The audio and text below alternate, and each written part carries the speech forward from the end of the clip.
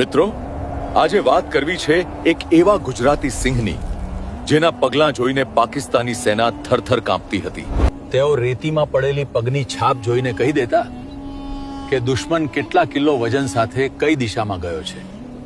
તેમનો જન્મ વર્તમાન પાકિસ્તાનના પેથાપુર ગામમાં થયા હતો, જ્યાં તેઓ શાંતિપૂર્ણ રીતે પશુધન ચરાવીને ગુજરાન ચલાવતા હતા. પણ પાકિસ્તાની સૈનિકોની કનડગત વધી ગઈ.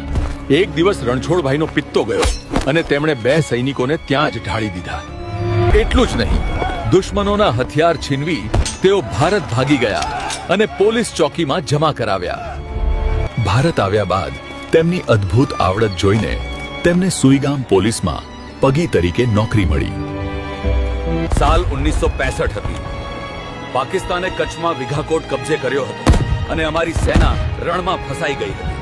અજાણ્યું રણ અને રેતીના ઢગલા. સેના માટે રસ્તો શોધવો એ લોઢાના ચના ચાવવા જેવું હતું. ત્યારે યાદ કરાયા રણના જાણકાર રણછોડભાઈને.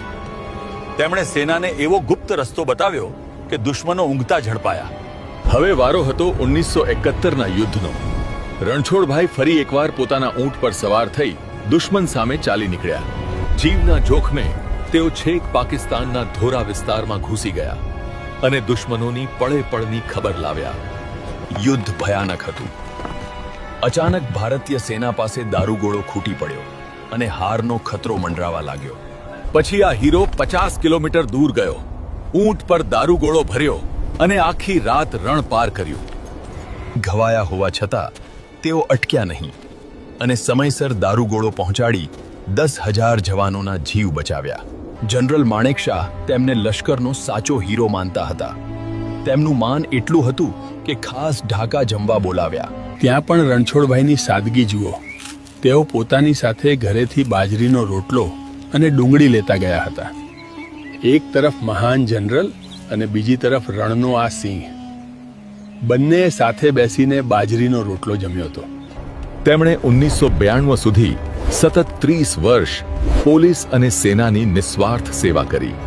નિવૃત્તિ પછી પણ તેઓ લીંબાળા ગામમાં માટીના ઘરમાં ખૂબ જ સાદું જીવન જીવતા હતા. 112 વર્ષનું લોખંડી આયુષ્ય ભોગવી 2013માં આ વીર યોદ્ધાએ અંતિમ શ્વાસ લીધા.